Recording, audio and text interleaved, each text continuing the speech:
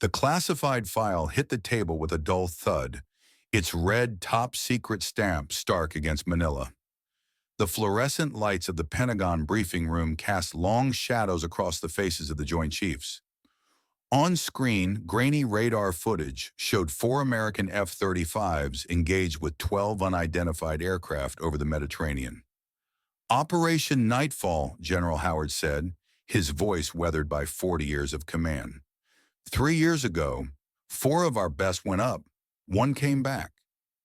The footage showed one F-35 executing maneuvers that defied conventional aerial tactics, a vertical climb that bled into an impossible roll, followed by a dive that put the aircraft behind 3 enemy fighters. In quick succession, all 3 hostiles disappeared from radar. The pilot managed to escort a damaged wingman to friendly airspace before limping home with half her control surfaces gone. Howard's voice carried the weight of someone who had seen too much combat. We called her the ghost of the Mediterranean. The file closed with a decisive snap. The screen went black, replaced by white text. Classified, eyes only. POTUS and National Security Council. Major Olivia Wright stood at parade rest in General James Harrington's office. Her posture, military perfect despite the resignation papers in her hand. At 28, her face still carried the youthful features that had caused so many to underestimate her, but her eyes held the unmistakable gravity of someone who had seen combat at its worst. Harrington, 65, silver-haired, with burn scars on his neck from ejecting from an F-4 Phantom over Vietnam, studied her with the calculation of a man who had trained 3 generations of America's finest combat pilots. "You're making a mistake, Wright," he said, tapping her service record. "Best F-35 pilot the program has ever produced. Perfect combat record. On track for squadron command." His finger stopped at her most recent citation.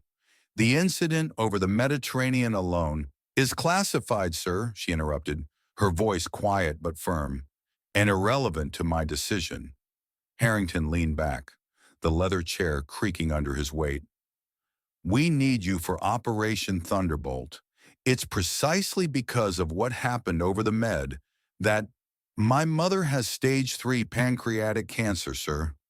Wright's voice remained steady, but emotion flickered behind her disciplined facade.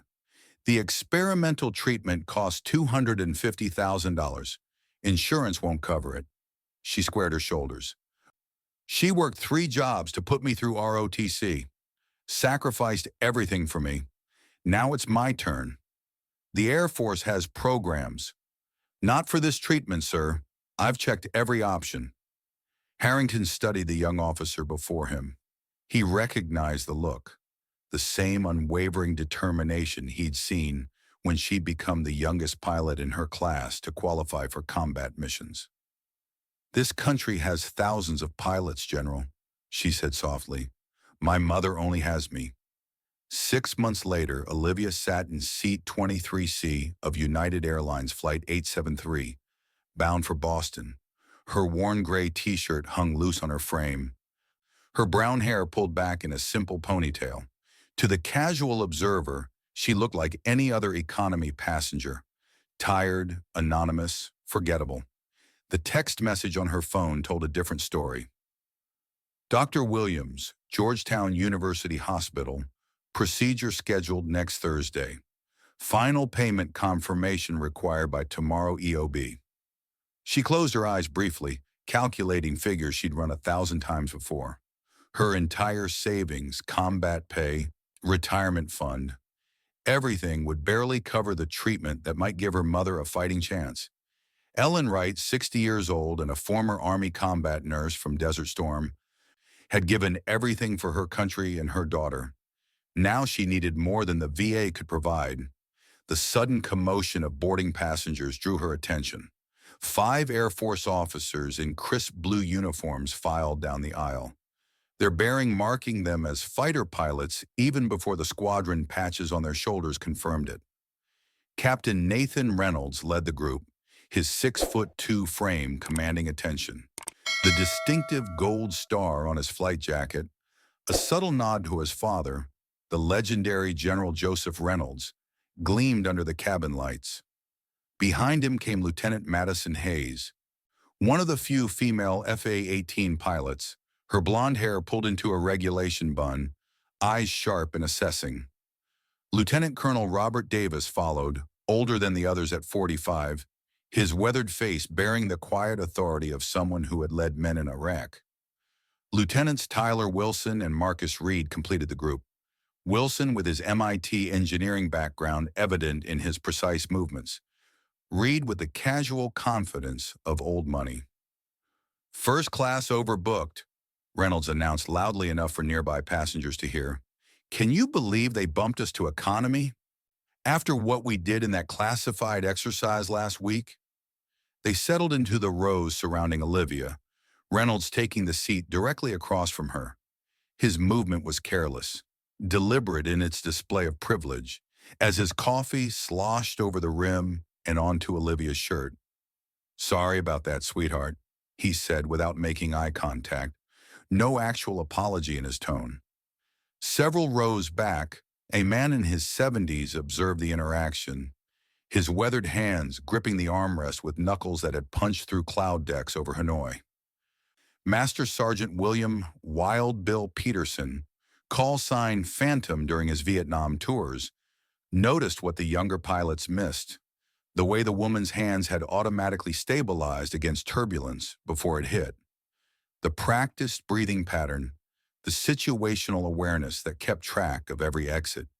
The coffee stains spread across Olivia's shirt as Reynolds pulled out his iPad, deliberately angling it so she could see the screen. "Check out these F-35 thrust ratios," he said to his colleagues. "The classified specs for the new engine modifications are insane." Hayes leaned forward. "Careful showing those around," she said with a theatrical whisper, glancing at Olivia. "Some people wouldn't understand the first thing about aerospace engineering." Olivia's eyes flickered to the screen, then away, her expression unchanged. But Peterson noticed the micro-expression, the momentary assessment that spoke of professional knowledge. The aircraft encountered its first patch of turbulence. While most passengers grabbed armrests in surprise, Olivia's body automatically shifted into a protective position. Feet braced, core engaged, hands positioned to protect vital areas. Not the reaction of a nervous flyer, but the trained response of a combat pilot. Reynolds noticed and smirked. "First flight?" he asked with false concern. "Something like that," Olivia replied quietly. Head flight attendant Maria Rodriguez, 45, former Army helicopter crew chief before joining commercial aviation, had also noticed Olivia's response. Their eyes met briefly, and Maria saw something familiar. The 1,000-yard stare she'd seen in pilots who'd flown too many combat missions. The turbulence intensified. Wilson, seizing an opportunity to show off his technical knowledge, turned to Olivia. "That's a classic wind shear pattern," he explained condescendingly. "The aircraft is compensating through its fly-by-wire system, which modulates control surfaces faster than any human pilot could." "Actually," Olivia said softly, almost to herself, "the thrust-to-weight ratio is becoming compromised by the lateral wind component." Wilson froze, then laughed uncertainly. "Excuse me?" "The F-35 has a thrust-to-weight ratio of 1.07 with full fuel load," she continued, her voice barely audible above the engine noise. 119 with 50% fuel varies significantly based on payload configuration and atmospheric conditions. Silence fell across the group. Reynolds leaned forward, eyes narrowed. "Where did you read that?" he demanded. Before she could answer, the cabin lights flickered. The steady drone of the engines faltered for just a moment, an anomaly most passengers wouldn't notice, but every pilot in the vicinity registered instantly. Peterson unbuckled his seatbelt and moved forward, taking an empty seat directly behind Olivia. He leaned forward slightly. "You recognize engine harmonics," he said quietly. "Military trained." Olivia glanced back, noting the Vietnam veteran's pin on his lapel. "Previously," she replied. The aircraft shuddered again, more violently this time. The cabin lights flickered once more, and the plane began a controlled but noticeable descent. Captain Mitchell's voice came over the intercom, professionally calm, but with an underlying tension that made Olivia sit up straighter. "Ladies and gentlemen, we're experiencing some unusual technical difficulties with our navigation and flight control systems. We're working to resolve the issues, but I need everyone to remain seated with seatbelts fastened." Olivia pulled out her phone, activating a specialized aviation weather application. The interface displayed atmospheric data that civilian pilots paid hundreds for annually, but her version showed additional layers: military-grade satellite feeds detecting electromagnetic anomalies.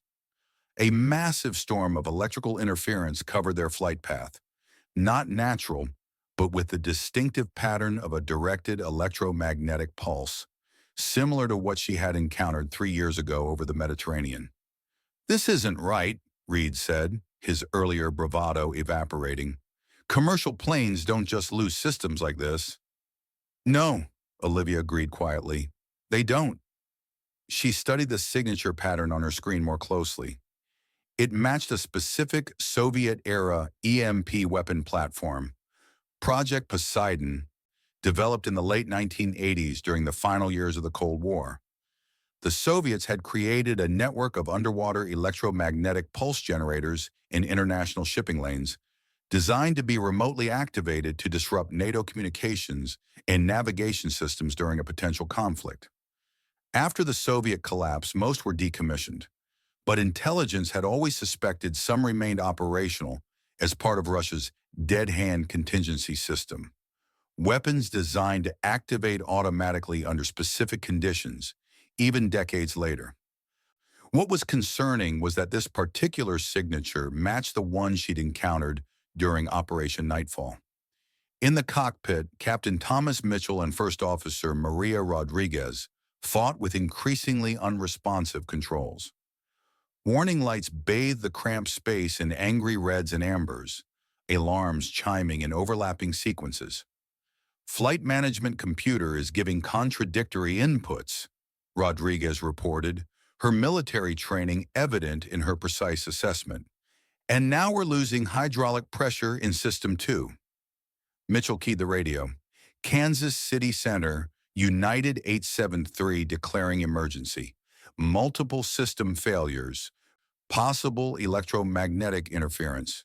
Requesting vectors for nearest suitable airport." The response was immediate.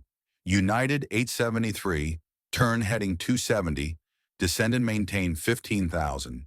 Kansas City International is 85 miles at your 2 o'clock. Mitchell toggled the PA system. "Flight attendants, prepare the cabin for possible emergency landing." He hesitated, then added, "This is highly unusual, but if there are any military pilots aboard with experience in fly-by-wire systems under electromagnetic interference, please identify yourself to the cabin crew immediately." In the cabin, the announcement landed like a stone. Reynolds and his group exchanged glances, their earlier arrogance replaced by the sobering reality of their situation. They were fighter pilots, yes, but single-seat combat aircraft bore little resemblance to a commercial airliner carrying 180 souls. Davis spoke first, his combat experience cutting through the shock. "This is beyond our training," he admitted quietly. "Commercial transport systems are completely different animals.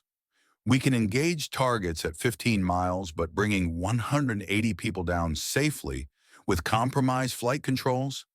That's an entirely different skill set." Reynolds looked stricken. "They're asking for help, and we can't give it." Olivia sat motionless, her mind racing through protocols and procedures. She had encountered this exact electromagnetic signature during Operation Nightfall, a classified adversary weapon that targeted fly-by-wire systems with devastating efficiency. The decision crystallized with military clarity: duty over anonymity, lives over secrets. She pressed the call button. Flight attendant Jenny appeared almost instantly. "Yes?" Tell the captain, Olivia said, her voice shifting subtly into command tone. Major Olivia Wright, USAF. 7 years multi-engine qualified, fly-by-wire specialist.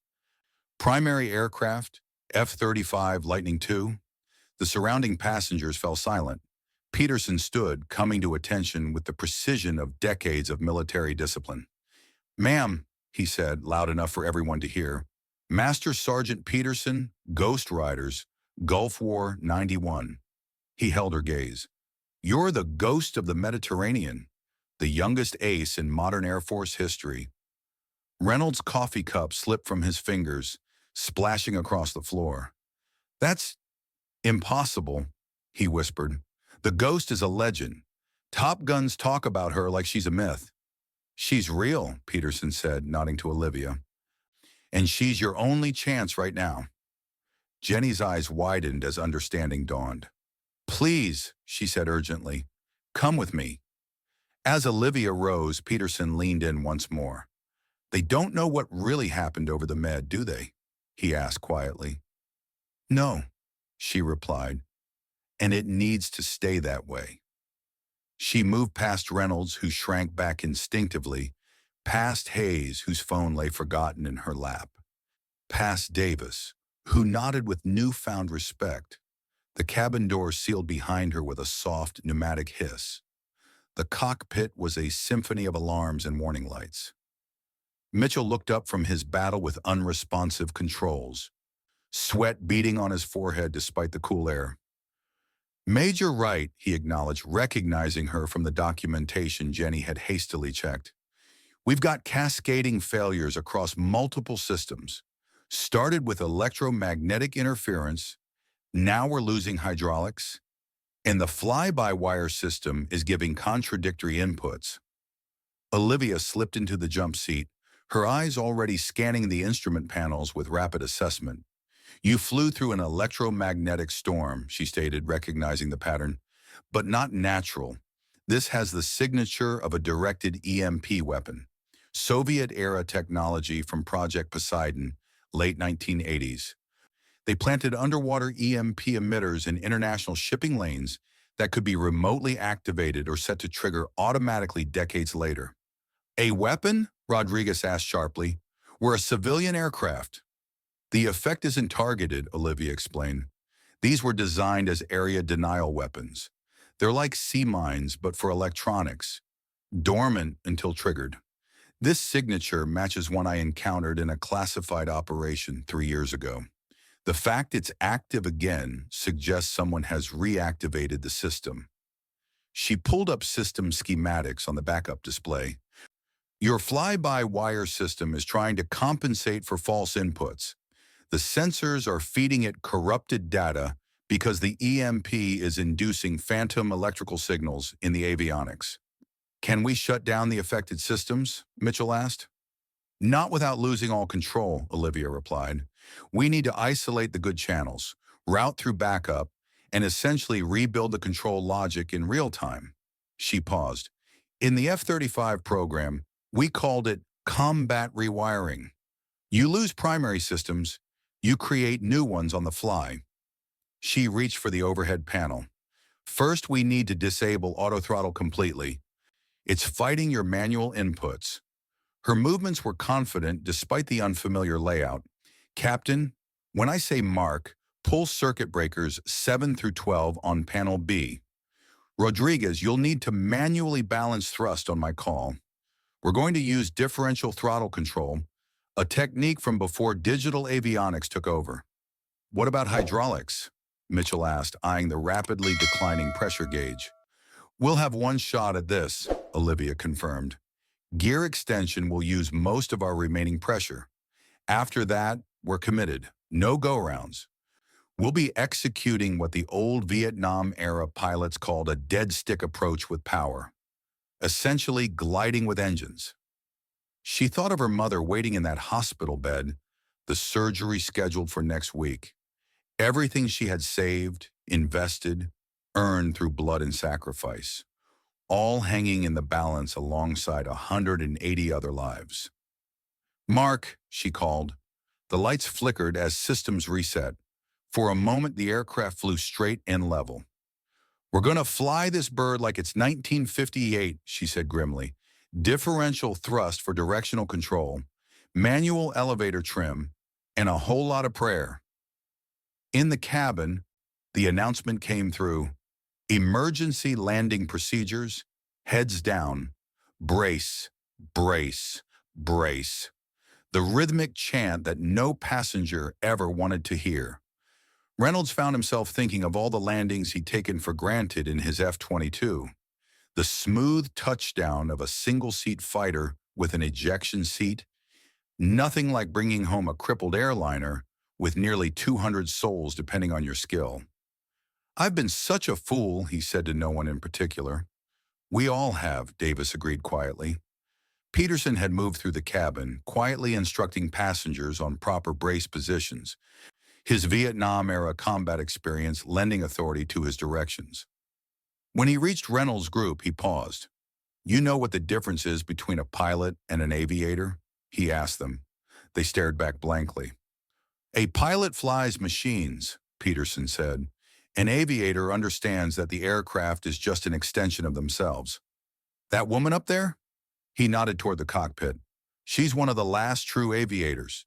She's flying this plane using technique called seat-of-the-pants flying, feeling the aircraft through the control column rather than relying on instruments. It's an art form that digital systems nearly wiped out." Kansas City International appeared through the windscreen, a concrete ribbon promising safety if they could reach it. Olivia had guided them using nothing but mental calculations and remembered landmarks, threading between storm cells with surgical precision. 10 miles out," she announced. "Time to configure. Gear down on my mark." She locked eyes with both pilots. "Once it's down, we're landing no matter what. No go-arounds with hydraulic failure." Mitchell nodded, hands steady on the controls. "Ready. Mark." The landing gear extension was painful to hear. Grinding, slow, asymmetric. The left main gear locked first, throwing the aircraft into an unexpected yaw. "Right throttle up 2%, left throttle back 1%, Olivia directed calmly. "Mitchell, 2-degree right stick pressure with 5-degree rudder trim compensation. Hold it, hold it." 3 green lights illuminated, gear down and locked. But the hydraulic quantity gauge now read 0. Whatever control they had was all they would have for landing. 5 miles beginning final approach, Olivia reported. "Will be 15 knots fast over the threshold. Planted in the first 1,000 feet and maximum braking. Be prepared for asymmetric reverse thrust.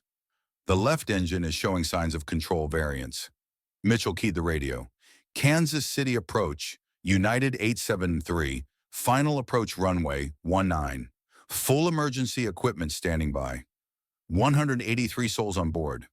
Request foam on runway for potential brake failure." The runway grew larger in the windscreen, but their approach was unstable. Without proper hydraulics, every control input was magnified or dampened unpredictably. 100 feet, 50, 40. Rodriguez called out, monitoring airspeed, descent rate, and angle of attack simultaneously. "Now," Olivia commanded. The impact was hard, harder than any normal landing. The right main gear touched first, sending a shudder through the airframe, then the left, then a bounce that lifted them briefly before gravity reclaimed its due. "Reverse thrust, maximum braking, right rudder pressure to counter asymmetric thrust," Olivia ordered. The engines screamed in protest. 3,000 feet of runway consumed. 4,000. 5,000. The end approaching fast, but their speed bleeding off. 90 knots. 70. 50. They stopped with 1,500 feet to spare. For a moment, perfect silence filled the cockpit. Then Mitchell exhaled slowly. 20,000 hours of flying, he said quietly. "And I couldn't have done that." Olivia smiled faintly. "You fly enough combat missions, you learn that sometimes the only way through is through. No overthinking, no second guessing. Just trust your training and commit." As passengers deplaned via mobile stairs, surrounded by emergency vehicles, Olivia found herself confronted by Reynolds and his group, their earlier arrogance replaced by shame and newfound respect. Major Wright, Reynolds began, coming to attention. We, Captain Nathan Reynolds, Olivia interrupted calmly. Son of General Joseph Reynolds, correct? I flew with your father in Afghanistan. He's an excellent pilot and a good man. Reynolds blinked in shock. You knew my father? I know many things, she replied, including that how you judge others doesn't reflect what your father taught you about leadership. Before he could respond, a man in a dark suit approached, trim, 50s, with the unmistakable bearing of intelligence community. Major Wright, he said quietly. Colonel Thomas Clark, CIA. A word? They moved to a quiet corner of the terminal. Clark studied her with calculating eyes. Our atmospheric monitoring detected an electromagnetic anomaly identical to the one from Operation Nightfall, he said without preamble. Not a coincidence. The Poseidon system was supposed to be decommissioned after the USSR collapsed. Someone reactivated it. Same waveform signature, Olivia agreed. Same distinctive modulation pattern at 1.4 gigahertz. And potentially the same adversary. Clark's voice dropped further. Someone's trying to expose what really happened over the Mediterranean. They've sent documentation to 5 major news outlets. If this goes public, the peace treaty we secured will collapse. Olivia's mind flashed back to the true nature of those enemy aircraft. Not hostiles, but a supposedly allied nation testing illegal weapons platforms. Aircraft she'd been forced to engage despite political orders to stand down. The truth had been buried to prevent a diplomatic disaster, covered up as a training accident to maintain peace. What does this have to do with me? I'm out. Honorable discharge. Clark produced a USB drive. This contains the information being leaked. Names, dates, your involvement. He paused. The DoD is prepared to cover your mother's entire treatment, plus a long-term care fund. In exchange, we need you back. Temporarily. Olivia stared at the drive, calculating options with the same precision she'd used to land the crippled airliner. Just one mission? She asked. Just one, Clark confirmed. To protect what you risked everything for 3 years ago. Ellen Wright's hospital room was quiet except for the steady beep of monitors. At 60, the former Army combat nurse who had served in Desert Storm now fought her own battle. Olivia sat beside her, holding her thin hand. You're going back in, aren't you? Ellen asked, her voice weak but knowing. How can you tell? Ellen pointed to the old military watch on her daughter's wrist. I've seen that look before. In soldiers returning to the battlefield. It's different from the look of those going for the first time. Just one more mission, Olivia said softly, to make sure you get the best care possible, and to protect whatever secret you've been carrying since that Mediterranean mission. Ellen added perceptively, you were never good at hiding things from your mother. Olivia's phone vibrated. A military encrypted message from Peterson, containing a black and white photograph from Vietnam, a squadron called the Ghost Riders. The text read, Ghosts never really disappear. We just fly at different altitudes. The team is ready if you need us. Olivia glanced out the window. Peterson stood beside a black SUV in the parking lot. Davis was there too, along with a now humbled Reynolds, standing at respectful attention. Sometimes, she whispered, the hardest battles are the ones nobody sees, and sometimes you need a squadron to fight them. Ellen squeezed her hand. Then it's a good thing ghosts travel in formations. Outside, the gathering of former adversaries and newfound allies waited silently, united by respect for the aviator who had saved them. The ghost in the sky who would soon return to the shadows to fight one last battle for her country, her mother, and the truth that some secrets were worth protecting, no matter the cost. The Soviet-era EMP weapon that had nearly brought down their aircraft was just the first warning shot. Whoever had activated it was sending a message. They knew the truth about Operation Nightfall, and they were ready to expose it all. Unless Olivia and her unexpected new squadron could stop them.